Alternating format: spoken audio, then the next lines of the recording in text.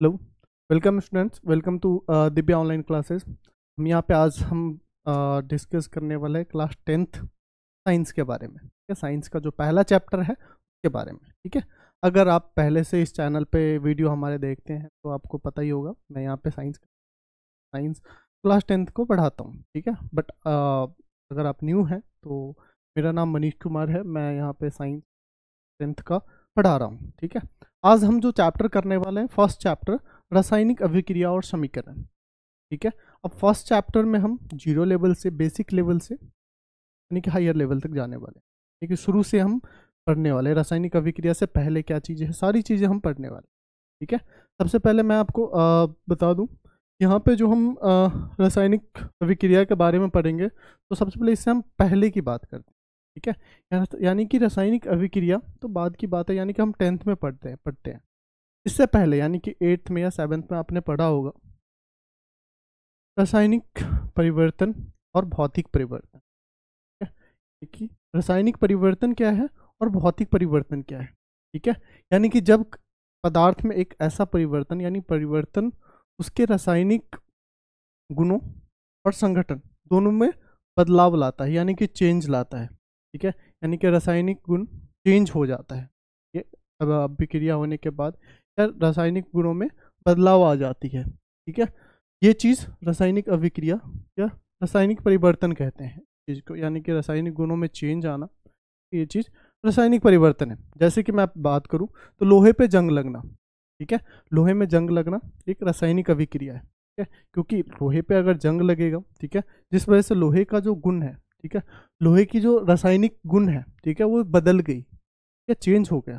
ठीक है, दूसरी बात करें तो मैग्नीशियम का जलना। ठीक है, मैग्नीशियम जब जलता है, ठीक है, तो मैग्नीशियम ऑक्सीजन से रिएक्ट करके मैग्नीशियम ऑक्साइड बनाता है। क्योंकि पहले मैग्नीशियम जो होता है वो एक रिबन के फॉर्म में होता है, एक स्ट्रिप रिबन की तरह जैसा होता है। ठीक है, बाद में वो वही रिबन जो होता है, फीता जो होता है, वो पाउडर के फॉर्म में हो जाता है, यानी कि मैग्नीशियम ऑक्साइड जो होता है वो पाउडर के फॉर्म में होता है। तो यानी कि रासायनिक परिवर्तन देखने को मिल रहा है, रासायनिक गुणों में चेंज देखने को मिल रहा है, जिस वजह से ये रासायनिक परिवर्तन है। ठीक है, दूसरी हम बात करें तो भौतिक परिवर्तन। ठीक है, या भौतिक परिवर्तन क्या है, या तो भौतिक परिवर्तन की बात करें तो इसमें रासायनिक संरचना, ठीक है, या रासायनिक गुण, ठीक है, जिसमें कोई बदलाव नहीं आएगा। रासायनिक संरचना या रासायनिक गुणों में कोई बदलाव नहीं आएगा। ठीक है, साथ में उसकी जो भौतिक अवस्था है, ठीक है, आपको ऐसा देखने को मिल सकता है कि उसकी भौतिक अवस्था में चेंज देखने को मिले। ठीक है, भौतिक अवस्था में थोड़ा बहुत शेप या उसकी शेप एंड साइज में थोड़ा सा फर्क देखने को मिल सकता है।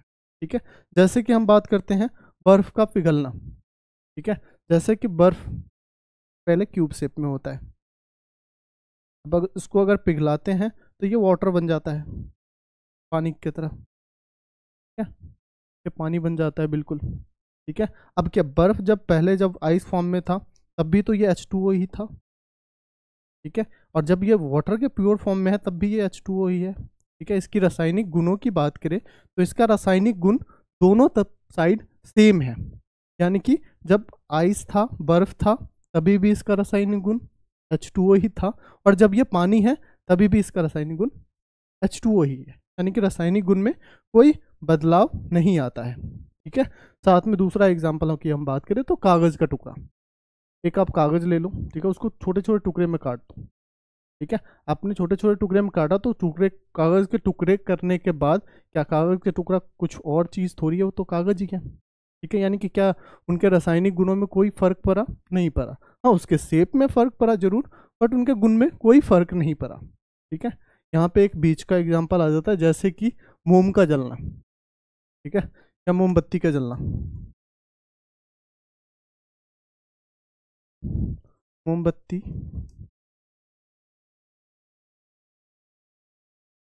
मोमबत्ती का जलना। ठीक है, अब इसकी अगर बात करें तो मोमबत्ती का जलना रासायनिक अभिक्रिया भी माना जाता है और भौतिक अभिक्रिया भी माना जाता है। भौतिक परिवर्तन और रासायनिक परिवर्तन दोनों है। ठीक है, अब भौतिक परिवर्तन कैसे है और रासायनिक परिवर्तन कैसे है, तो जैसे कि मान लो ये एक मोमबत्ती है। ठीक है, मोमबत्ती है। ठीक है?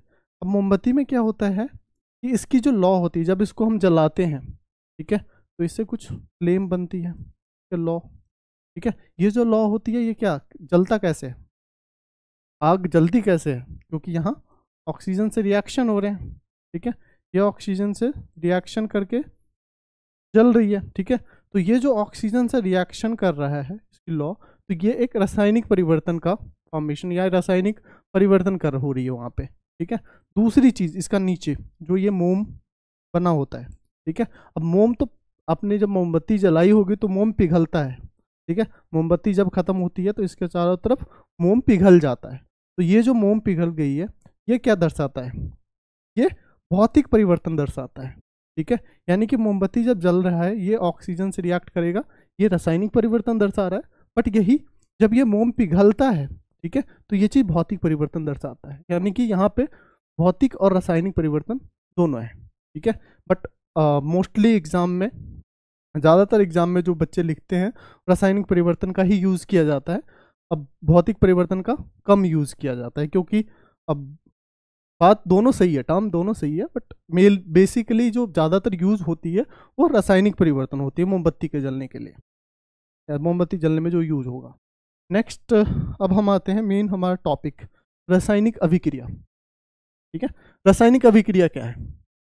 ठीक है, अभी रासायनिक अभिक्रिया की बात करूं तो रासायनिक अभिक्रिया इसे बोला जाता है जब दो या दो से अधिक पदार्थ एक दूसरे से रिएक्ट करते हैं और तीसरा पदार्थ का फॉर्म करता है या तीसरे नए गुण धर्म वाले पदार्थ का निर्माण करता है। ठीक है, जैसे कि यहाँ पे है कि जब दो या दो से अधिक पदार्थ मिलकर नए पदार्थ का निर्माण करता है, ठीक है, तो वो रासायनिक अभिक्रिया कहते हैं, या उसे रासायनिक अभिक्रिया कहते हैं। ठीक है, अब उस वजह से यानी कि दो या दो से अधिक पदार्थ जब मिलता है तो तीसरा जो पदार्थ होगा उसका नया गुण, नई धर्म होगी, नई चीज़ें होगी, नई फीचर्स होगा। ठीक है, वही वाली बात है।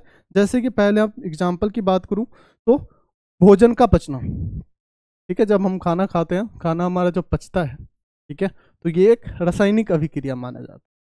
ठीक है, क्योंकि हमने जो है दो पदार्थ था कुछ और था, और जो रिएक्शन होने के बाद जो नया पदार्थ बनेगा वो कुछ और बनेगा।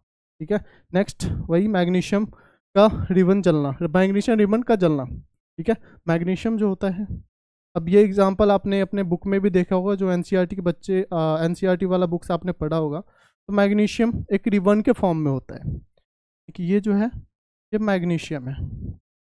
ठीक है, अब मैग्नीशियम क्या करता है कि ऑक्सीजन से जब रिएक्ट करता है, ठीक है, तो ये मैग्नीशियम ऑक्साइड का निर्माण करता है। ठीक है, अब इससे पहले आपने जब अपने बुक में ये सेम उदाहरण पढ़ी होगी तो आपने एक चीज़ नोटिस किया होगा, या इससे रिलेटेड एक क्वेश्चन आता है, मैं आपको उसके बारे में बता दूं कि मैग्नीशियम रिबन को जलाने से पहले रब क्यों किया जाता है या घिसा क्यों जाता है। क्या रीज़न है कि मैग्नीशियम को जलाने से पहले उसको घिसते हैं। ठीक है, तो उसका बेसिक सा रीज़न है कि मैग्नीशियम जो है, ठीक है, अब मैग्नीशियम को मैं 2 महीने या 4 महीने के लिए खुले में छोड़ दूं। ठीक है, अब खुला में क्या है, ऑक्सीजन है ना, हम सांस ले रहे हैं, ऑक्सीजन है। अब वो जो ऑक्सीजन है वो क्या करेगा, मैग्नीशियम से रिएक्ट करेगा, तो मैग्नीशियम के अपर साइड पे यानी कि ऊपर से एक लेयर बन जाती है इसका, मैग्नीशियम ऑक्साइड का। यानी कि बाहर छोड़ने से जो मैग्नीशियम के ऊपर एक लेयर बन गया मैग्नीशियम ऑक्साइड का। ठीक है, ये लेयर, ठीक है, अब मैग्नीशियम ऑक्साइड के ऊपर तो एक लेयर है। ठीक है, अगर हम मैग्नीशियम को जलाना है तो हमें उसको रब करना पड़ेगा, इसीलिए हम उसको रब करते हैं यानी कि घिसते हैं। घिसने का रीज़न यही है कि उसके ऊपर जो मैग्नीशियम ऑक्साइड है जो कि बाहरी वातावरण के ऑक्सीजन से रिएक्ट होकर बना हुआ है उसको साफ करना, ताकि वो अंदर पूरा मैग्नीशियम का रिबन बने, और फिर उसको हम जलाते हैं और तब बनता है मैग्नीशियम ऑक्साइड। ठीक है, दूसरा क्वेश्चन, पहला क्वेश्चन तो यही है कि मैग्नीशियम को जलाने से पहले घिसते क्यों हैं। दूसरा क्वेश्चन कि मैग्नीशियम को जब हम जलाते हैं तो हमें ऐसा क्यों बोला जाता है कि मैग्नीशियम को अपने से दूर रख कर जलाना चाहिए। ठीक है, या जब हम जलाते हैं तो आपको सेफ्टी की कुछ सेफ्टी हमें रखनी पड़ती है, जैसे कि ग्लास पहन के जलाना चाहिए। रीज़न क्या है, क्योंकि जब मैग्नीशियम जलती है तो वाइट चमकदार एक फ्लेम निकलता है या वाइट चमकदार लौ निकलता है। ठीक है, और जो हमारे आँख के लिए काफ़ी सेंसिटिव होते हैं, यानी कि अगर हमारे आँख की बात करें तो वो चीज़ जो लॉ है वो सेंसिटिव होता है, जिस वजह से हमें ऐसा बोला जाता है कि और आप अपनी सेफ्टी के लिए ग्लास पहन के उसको जलाना चाहिए, ठीक है, मैग्नीशियम, ठीक है। नेक्स्ट मैं इसकी बात करूँ तो नेक्स्ट एग्जांपल आ जाता है हमारा श्वसन। सांस क्या लेते हैं, ऑक्सीजन, छोड़ते क्या है, कार्बन डाइऑक्साइड, परिवर्तन हुआ, ठीक है, चेंज हुआ। नेक्स्ट है लोहे में जंग लगना, ठीक है, लोहा यानी आयरन, ठीक है, लोहा यानी आयरन, ठीक है। आयरन को मैं कुछ टाइम तक बाहर छोड़ दूं तो बाहर से ऑक्सीजन आएगा, सीधी सी बात है, ऑक्सीजन आएगी और क्या बनाएगा, लोहे का ऑक्साइड, जिसे हम बोलते हैं लोहे पर जंग लगना। वैसे इस चीज़ के बारे में हम चैप्टर के लास्ट में भी बात करते हैं, लोहे के जंग लगने के बारे में, बट हम इसका डिटेल में बात करेंगे लास्ट में, जब इस चैप्टर के इन पॉइंट में, ठीक है। नेक्स्ट रासायनिक, रासायनिक प्रतिक्रिया का विशेषता, इंग्लिश में बात करूँ तो कैरेक्टरिस्टिक्स, रासायनिक प्रतिक्रिया का विशेषता क्या क्या होता है या क्या विशेषता होती है, तो इनमें मेनली हम 4 विशेषता की बात करते हैं। पहली जो होती है अवस्था में परिवर्तन, ठीक है, यानी कि पहले जो होती है अवस्था, यानी कि मान लो ठोस अवस्था में है, ठीक है, ठोस से गैस बन गया, ठीक है, या गैस से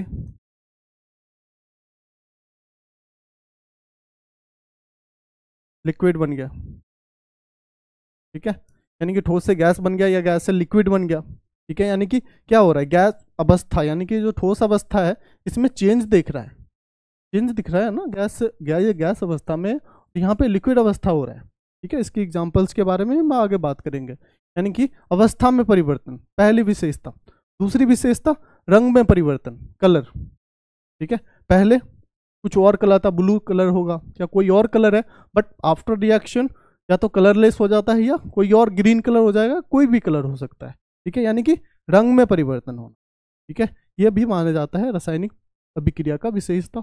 तीसरा अगर बात करूं तो गैस का निकास और या उत्सर्जन, ठीक है, या तो गैस का निष्कास किया जाएगा, रिएक्शन होगी, दो पदार्थ आपस में रिएक्ट करेगा और उत्पाद में, यानी रिजल्टेंट हमें देखने को मिलेगा कि कोई भी गैस निष्कासित हो रही है या निकल रही है, या अदर देन हमें देखने को मिलेगा कि गैस का उत्सर्जन होगा वहाँ पे, ठीक है, या जो रिएक्शन होगा, जो दो नए पदार्थ रिएक्ट करेगा तो उस टाइम हमें देखे, कभी कभी रिएक्शन में देखने को मिलता है कि हमें उसको गैस से उत्सर्जन देखने को मिलता है, निकलने का देखने को मिलता है। तो ये सारी बात की पॉइंट बात करेंगे। नेक्स्ट आता है हमारा तापमान में परिवर्तन, ठीक है।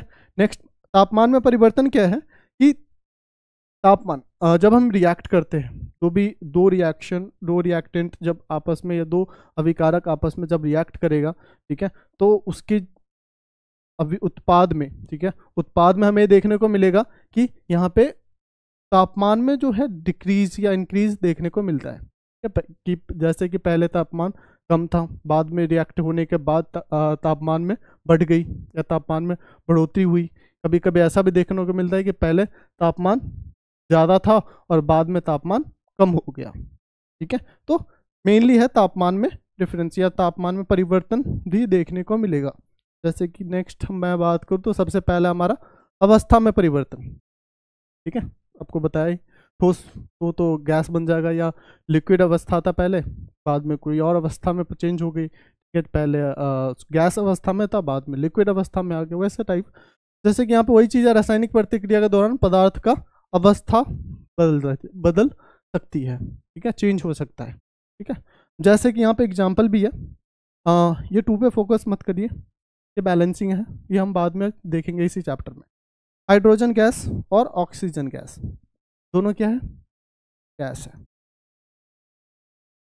ठीक है, हाइड्रोजन और ऑक्सीजन दोनों गैस है, ठीक है, दोनों गैस मिला के क्या बनाता है, लिक्विड, जो कि वाटर है। वाटर क्या है, लिक्विड, ठीक है, यानी कि ये गैस और ये गैस मिला के लिक्विड बना रहा है, ठीक है।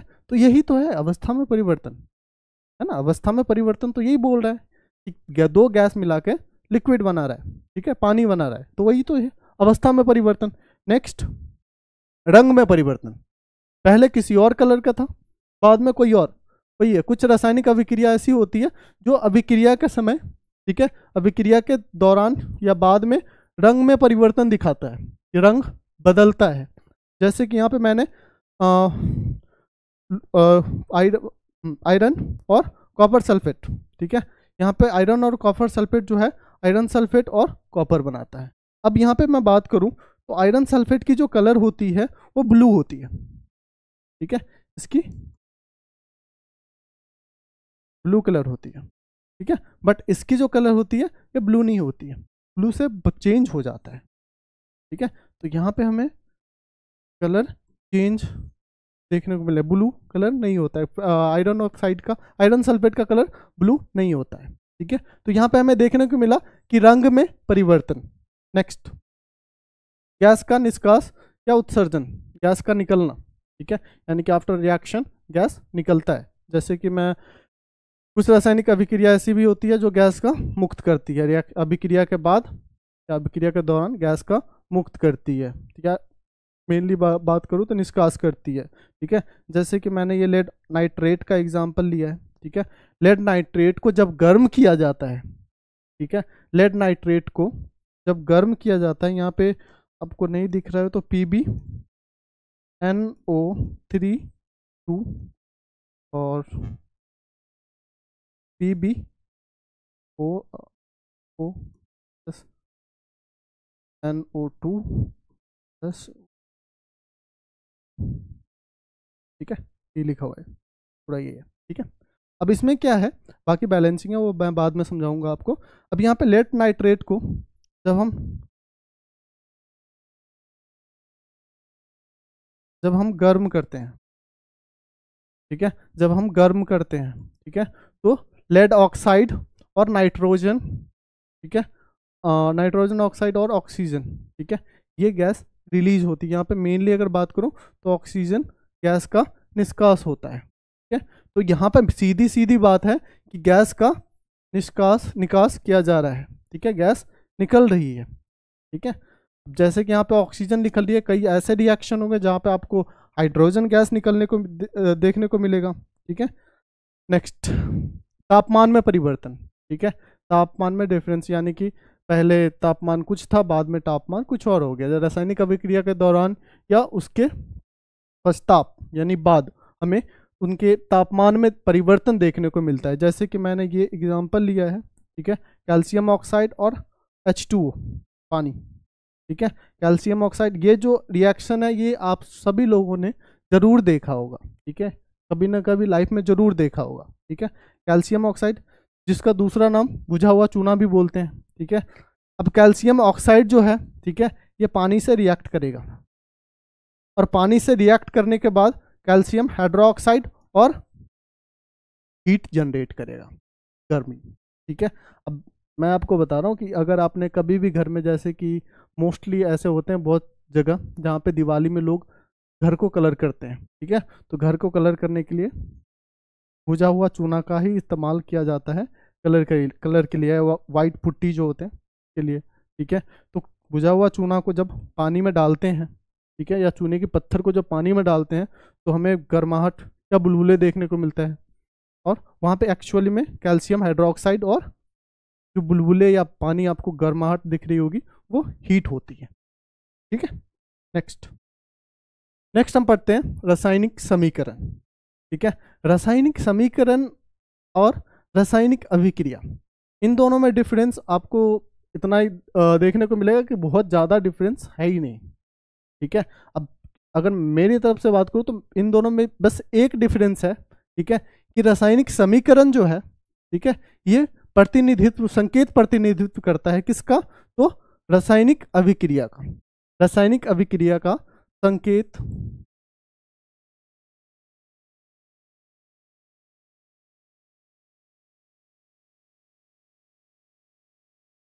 प्रतिनिधित्व करता है कौन, तो रासायनिक समीकरण, ठीक है। यानी कि बस जो रासायनिक अभिक्रिया है, ठीक है, उसी के एलिमेंट का संकेत प्रतिनिधित्व करता है यहाँ पे, ठीक है। जैसे कि मैं नीचे बात करूंगा यहाँ पे वही है, किसी भी रासायनिक प्रतिक्रिया के रसायनों ठीक है, प्रतीकों या सूत्रों, ठीक है, यानी कि वही है संकेत, ठीक है, या सूत्रों का उपयोग करके लिखने की प्रक्रिया को रासायनिक समीकरण कहते हैं। ठीक है, सीधी सी बात मैं आपको बताऊं तो रासायनिक प्रतिक्रिया में, ठीक है, रसायनों के, केमिकल्स के, ठीक है, सूत्र या संकेत का इस्तेमाल करके या यूज करके जो हम एक समीकरण लिखते हैं या इक्वेशन बनाते हैं, वही रासायनिक समीकरण होता है। ठीक है, सीधी सी बात ये है। बट यहाँ पे अगर बात करूं तो रासायनिक समीकरण जो है ये संकेत प्रतिनिधित्व करता है किसका? रासायनिक अभिक्रिया का। ठीक है, उदाहरण के तौर पे मैं बात करूं तो यहाँ पे है पहली चीज शब्द समीकरण। ये जो है ये शब्द समीकरण है, या सीधी सी बात करूं तो ये रासायनिक अभिक्रिया का शब्द समीकरण के रूप में लिखा गया है। ठीक है, जैसे रासायनिक अभिक्रिया कैसे होते हैं? रासायनिक अभिक्रिया हम ऐसे बोलते हैं जैसे कि मैग्नीशियम और ऑक्सीजन रिएक्ट करके मैग्नीशियम ऑक्साइड बनाता है। ये एक अभिक्रिया है जिसको हमने लिखा हुआ है। ठीक है, इसको शब्द के रूप में हम ऐसे लिखते हैं कि मैग्नीशियम, ठीक है, magnesium plus oxygen arrow magnesium oxide.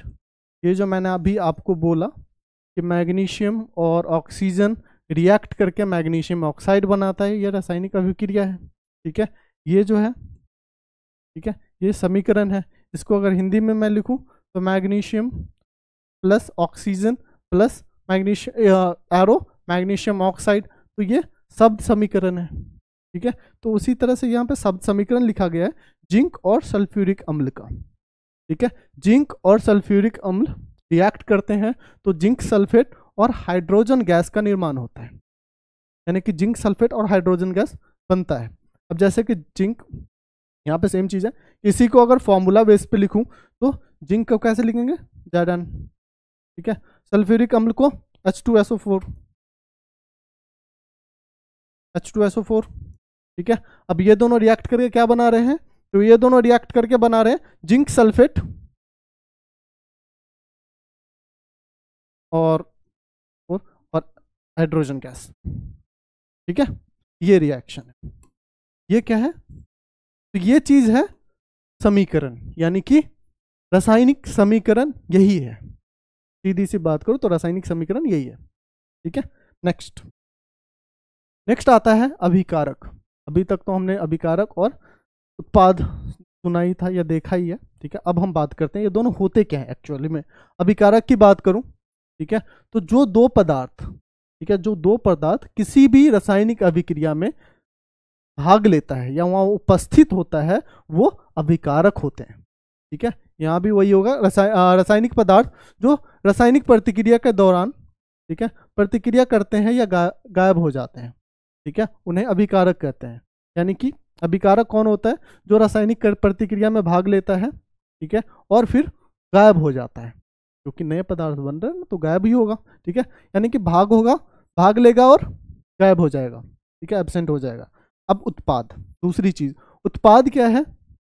यानी कि जब दो अभिकारक मिले, ठीक है, रिएक्ट किया उस दोनों ने, और एक गायब हो गया तो कुछ और बना ना, तभी तो वो गायब हुआ, तो यहाँ पे वो बना अब उत्पाद। ठीक है, तो वही चीज है कि रासायनिक पदार्थ जो रासायनिक अभिक्रिया के दौरान बनते हैं, ये जो रासायनिक अभिक्रिया हुआ है ना, तो उससे तो कुछ ना कुछ बनेगा, तो उससे बनता है उत्पाद।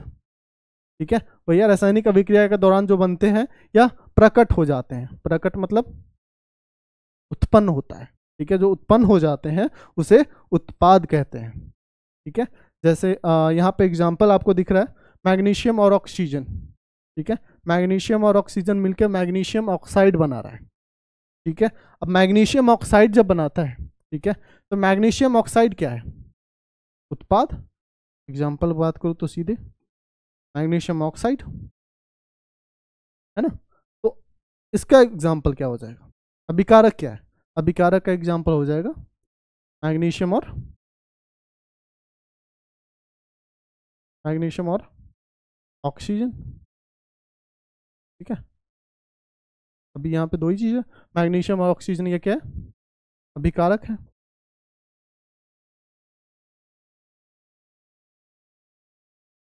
और ये उत्पाद है। ठीक है, यानी कि जो दो पदार्थ किसी भी रासायनिक अभिक्रिया में भाग लेता है वो अभिकारक है, और जो पदार्थ का निर्माण होगा वो उत्पाद है। इतनी ही बात है। नेक्स्ट बात करूं तो रासायनिक समीकरण के क्या लाभ है।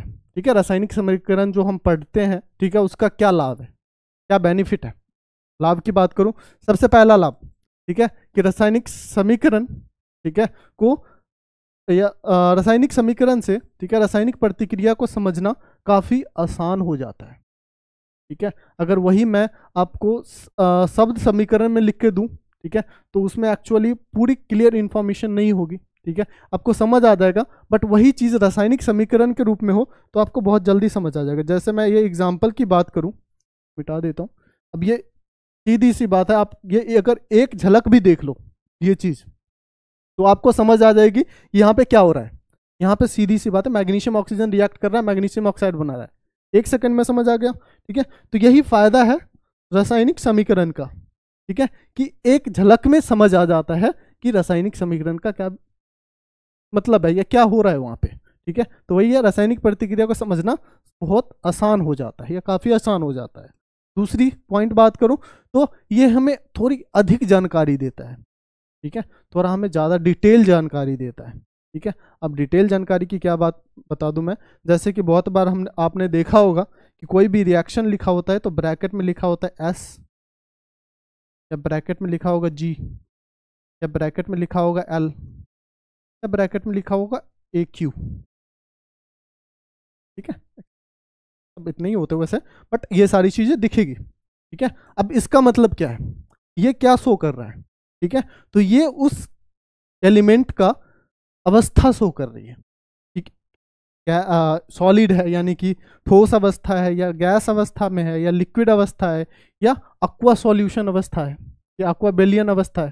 ठीक है, तो वो वाली चीज़ की बात कर रहा हूँ मैं। ठीक है, तो ये इंफॉर्मेशन आपको जो है शब्द समीकरण में बहुत कम देखने को मिलेगा। यही चीज़ जो रासायनिक अभिक्रिया में या रासायनिक समीकरण में देखने को मिल सकता है, या जब जो भी रासायनिक समीकरण ऑलमोस्ट आपने देखा होगा पीछे भी। तो ये देखो, यहाँ पे ब्रैकेट में आपको S लिखा हुआ है, यहाँ भी S लिखा हुआ है, वहाँ G और वहाँ भी G लिखा हुआ है, यानी कि लेड नाइट्रेट जो है ये सॉलिड है। ठीक है, लेड ऑक्साइड भी सॉलिड, और नाइट्रोजन ऑक्साइड, डाइऑक्साइड और ऑक्सीजन, ठीक है, ये जो है गैस है। ठीक है, नाइट्रोजन डाइऑक्साइड और ऑक्सीजन दोनों गैस है। ठीक है, तो वही चीज़ दूसरी, हाँ, तो ये हमें एक ज़्यादा जानकारी देता है किसी भी रासायनिक प्रक्रिया के बारे में, जो रासायनिक प्रतिक्रिया हमें नहीं देती। अगर डायरेक्टली रासायनिक प्रतिक्रिया को देखो तो वो हमें नहीं देता कि ये जो एलिमेंट है, ये जो तत्व है, ये क्या है, कौन सी इसकी भौतिक अवस्था क्या है, गैस है, ठोस है, क्या है। तो ये चीज़ हमें सिर्फ समीकरण में देखने, यानी रासायनिक समीकरण में देखने को मिलता है। तीसरी है कि रासायनिक प्रतिक्रिया के तुलने में, ठीक है, कम समय और प्रयास लगता है। ठीक है, इसको याद करने में या समझने में, ठीक है, रासायनिक प्रतिक्रिया से थोड़ा कम टाइम लगता है। ठीक है, नेक्स्ट, रासायनिक प्रतिक्रिया को हमेशा सार्वभौमिक तरीके से लिखा जाता है। ठीक है, सार्वभौमिक का दूसरा नाम अगर बात करूं तो यूनिवर्सल। ठीक है, रासायनिक प्रतिक्रिया को यूनिवर्सल तरीके से लिखा जाता है। ठीक है, आप बोलोगे कि यूनिवर्सल क्या होता है। यूनिवर्सल यानी कि अगर मैं बात करूं तो हिंदी में भी रासायनिक समीकरण वही लिखेंगे, H+O2 = H2O। ठीक है, इंग्लिश में भी आप यही पढ़ते हो, किसी भी लैंग्वेज में पढ़ोगे तो यही चीज़ पढ़ोगे, इससे अलग कुछ नहीं है। ठीक है, तो यही ये जो समीकरण है, ये जो रासायनिक समीकरण है, ये क्या है,